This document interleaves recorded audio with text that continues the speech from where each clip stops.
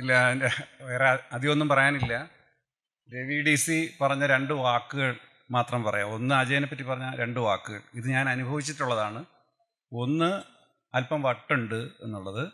രണ്ടാമത് പറഞ്ഞത് കുരിശാണ് എന്ന് പറയുന്നത്. ഇത് രണ്ടും ഞാൻ അനുഭവിച്ചിട്ടുണ്ട്. കാരണം ഞാൻ അജയനെ പരിചയപ്പെടുന്നത് 30 വർഷത്തിന് മുമ്പാണ്. ആദ്യമായിട്ട് പരിചയപ്പെടുന്ന ഒരു ആർട്ടിസ്റ്റ് നല്ല അടുപ്പം ഉള്ള ഒരു ആർട്ടിസ്റ്റ് അജയനാണ്.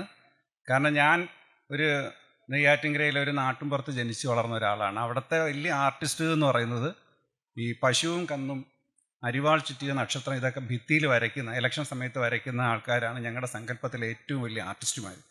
അത് കഴിഞ്ഞാൽ പിന്നെയുള്ള ആർട്ടിസ്റ്റ് എന്ന് പറഞ്ഞാൽ സ്കൂളിലെ ഡ്രോയിങ്സ് വാസുദേവൻ സാർ. വാസുദേവൻ സാറിനെ ഞാൻ ഉപയോഗിച്ചത് പ്രീ ഡിഗ്രിക്ക് പഠിക്കുമ്പോൾ ഒരു കയ്യെഴുത്ത് മാസികയിൽ പടങ്ങൾ വരയ്ക്കുകയും, അന്ന് ഞാൻ കയ്യെഴുത്ത് മാസികയുടെ എഡിറ്ററായിരുന്നു. അന്നൊന്നും ഞാൻ ഒരിക്കലും വിചാരിച്ചിരുന്നില്ല ഒരു പ്രസിദ്ധീകരണത്തിൻ്റെ ചുമതലക്കാരനായി മാറും എന്ന്. കോട്ടയത്ത് വന്നപ്പോഴാണ് ഞാൻ അജയനെ പരിചയപ്പെടുന്നത് 30 വർഷങ്ങൾക്ക് മുമ്പ്. കാരണം ഭാഷാ ഇൻസ്റ്റിറ്റ്യൂട്ടിന് വേണ്ടി EV പഠനങ്ങൾ സ്മരണകൾ എന്ന് പറഞ്ഞൊരു പുസ്തകം ഞാൻ തയ്യാറാക്കിയിരുന്നു. അന്നത്തെ ഡയറക്ടർ MR തമ്പാനാണ്. ഒരു വലിയ ബുക്കാണ്. അപ്പം ഞാൻ ഭാഷാ ഇൻസ്റ്റിറ്റ്യൂട്ടിൻ്റെ അടുത്ത് പറഞ്ഞു, ഇതിൻ്റെ കവർ ഞാൻ ചെയ്യിപ്പിച്ചു തരാം. കാരണം DC ബുക്സിലെ അജയനെ എനിക്ക് അറിയാം, ചെയ്യിപ്പിച്ചു തരാം. അവർക്ക് വലിയ സന്തോഷമായി. കാരണം അതുവരെ ഭാഷാ ഇൻസ്റ്റിറ്റ്യൂട്ടിൻ്റെ ബുക്കെന്ന് പറഞ്ഞാൽ നിങ്ങൾക്കറിയാം, ഒരു വെറുതെ ഒരു കാർഡ് ഉണ്ടാവും, അതിനകത്ത് EV പഠനങ്ങൾ സ്മരണകൾ എന്ന് പറഞ്ഞൊരു ഇത് മാത്രമേ കാണൂ. അപ്പോൾ ഞാൻ അജയൻ സമ്മതിച്ചു വരയ്ക്കാമെന്ന് പറഞ്ഞു. അങ്ങനെ വൈകുന്നേരം റെയിൽവേ സ്റ്റേഷൻ്റെ അടുത്തുള്ള ഒരു അജയൻ താമസിച്ചിരുന്നു. അജയൻ വിവാഹിതനല്ല, ഞാനും അല്ല. അവിടെ പോയി ഇങ്ങനെ എല്ലാ ദിവസവും എല്ലാ പീത സായന്തനങ്ങളിലും ഞാനും അജയനും കൂടെ അജയൻ വരയ്ക്കാം എന്ന് പറഞ്ഞ് മാസങ്ങൾ നീണ്ടു. ഞാനതാ പറഞ്ഞത്, ഈ കുരിശ് എന്ന് പറയുന്നത് പുസ്തകം റിലീസ് ചെയ്യുന്നതിൻ്റെ ദിവസത്തിൻ്റെ തലേന്നായിട്ടും കവറായിട്ടില്ല. അതിന് 2 ദിവസത്തിന് മുമ്പ് തകഴി, ടി പത്മനാഭൻ തുടങ്ങിയവരെല്ലാം പ്രകാശനത്തിന് വിളിച്ചു വരുത്തിയിട്ടുണ്ട്, കവറായിട്ടില്ല. അവസാനം അജയൻ എൻ്റെ അടുത്ത് പറഞ്ഞു, നമുക്ക് ഇന്ന് രാത്രി തന്നെ തീർക്കാം. അങ്ങനെ ഈ റെയിൽവേയുടെ അടുത്ത വാടക വീട്ടിൽ ഞാൻ പോകുമ്പോൾ അജയൻ പറഞ്ഞു, എനിക്ക് ഒരു സ്വർണ്ണ നമ്മുടെ ഗോൾഡൻ കളർ നമ്മളെ കല്യാണത്തിനൊക്കെ ഗിഫ്റ്റ് പൊതിയുന്ന പേപ്പർ ഉണ്ടല്ലോ, അതൊരെണ്ണം ഞാനപ്പം ബാക്കിയൊക്കെ ചെയ്യാം. അങ്ങനെ ഞാൻ പ്രഭു ആൻഡ് സൺസിൽ പോയിട്ട് ഈ അലുമിനിയം പേപ്പർ പോലെയുള്ളൊരു സാധനമുണ്ട് ഗോൾഡൻ കളറിലുള്ള, അത് വാങ്ങി വരുന്നു. അത് അയാൾ വളരെ ശ്രദ്ധയോടുകൂടി മടക്കാതെ ഇങ്ങനെ കലണ്ടറൊക്കെ പൊതിയുന്നത് പോലെ ഇങ്ങനെ പൊതിഞ്ഞിട്ട് തന്നു. ഞാനിതുകൊണ്ട് അജയൻ്റെ കയ്യിൽ കൊടുത്തപ്പോൾ അജയൻ ഈ നിഷ്കരുണം ആ പേപ്പറിനെ ചുരുട്ടി ഇങ്ങനെ, എനിക്ക് വല്ലാതെ വിഷമം തോന്നി. ഇത്രയും ഭംഗിയായിട്ട് കൊണ്ടുവന്ന സാധനത്തിന് ചുരുട്ടി ആ ബെഡിലിട്ടിട്ടൊരു പടം എടുത്തു. എന്നിട്ട് അതിനെ സ്കാൻ ചെയ്ത് കമ്പ്യൂട്ടറിൽ വെച്ച് അതിൻ്റെ നടുക്ക് EV കൃഷ്ണപിള്ളയുടെ ഒരു പടവും കൂടെ വെച്ച് അതായിരുന്നു കവറിൻ്റെ ബാക്ക്ഗ്രൗണ്ട്. ആ സ്വർണ്ണ നിറത്തിലുള്ള അലുമിനിയം പേപ്പർ ചുരുട്ടി അതിൻ്റെ ആ മടക്കുകളൊക്കെ. എന്നിട്ട് എനിക്ക് ഫ്ലോപ്പിയിൽ തന്നു വിട്ടു, കൊണ്ടുപോയിക്കോളാൻ പറഞ്ഞു. ഞാൻ ആ ഫ്ലോപ്പിയും കൊണ്ട് തിരുവനന്തപുരത്ത് ഭാഷാ ഇൻസ്റ്റിറ്റ്യൂട്ടിൽ പോയപ്പോൾ തമ്പാൻ പറഞ്ഞു, ഇതെന്ത് ചെയ്യാനാണ്, ഇത് എവിടെ കവർ? അവരതുവരെ കണ്ടിരിക്കുന്നത് വലിയ പേപ്പറിലൊക്കെ വരച്ച് തരുന്നതല്ലേ.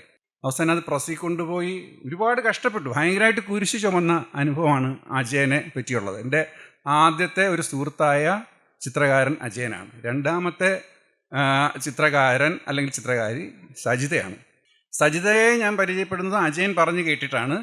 അങ്ങനെ ഒരിക്കൽ മദ്രാസിൽ പോയപ്പോൾ കവി ബാലചന്ദ്രൻ ചുള്ളിക്കാട്, ഇപ്പം ഞാൻ സജിത എൻ്റെ അടുത്ത് ചോദിക്കായിരുന്നു, ബാലനെ വിളിക്കാറുണ്ടോ, കാണാറുണ്ടോ? അപ്പം ബാലചന്ദ്രൻ ചുള്ളിക്കാട് പറഞ്ഞു, ഇവിടെ സജിത ശങ്കറിൻ്റെ ഒരു പെയിൻറ്റിങ് എക്സിബിഷൻ നടക്കുന്നുണ്ട്, നമുക്ക് രാവിലെ പോയി ഒന്ന് കാണാം. എനിക്കിപ്പോഴും നല്ല ഓർമ്മയുണ്ട്, ചെന്നൈയിലെ സ്റ്റെർലിംഗ് റോഡിലെ ഗൺപത്ത് ഹോട്ടലിൻ്റെ ഗാലറിയിലായിരുന്നു സജിതയുടെ പെയിൻറ്റിങ്.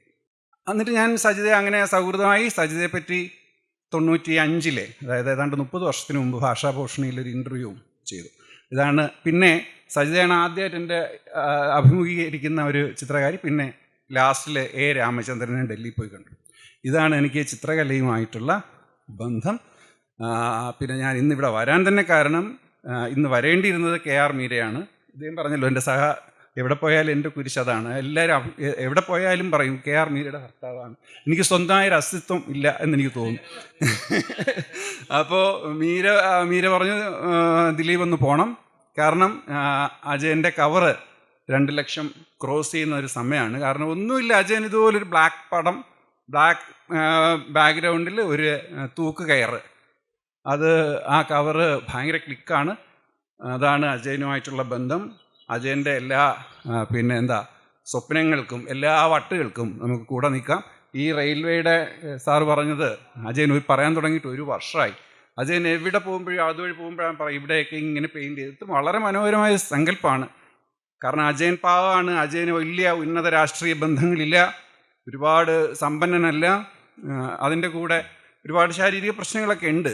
അപ്പോൾ ഒരു നല്ലൊരു സ്പോൺസറെ കിട്ടുകയാണെങ്കിൽ, റെയിൽവേയുടെ അനുവാദം കിട്ടുകയാണെങ്കിൽ കോട്ടയത്തിൻ്റെ ഒരു ഐക്കണായിട്ട് അത് മാറും എന്നുള്ളതിന് യാതൊരു സംശയമില്ല. അത് ആ ഒരു ദിവസത്തിന് വേണ്ടി നമുക്ക് കാത്തിരിക്കാം. നന്ദി.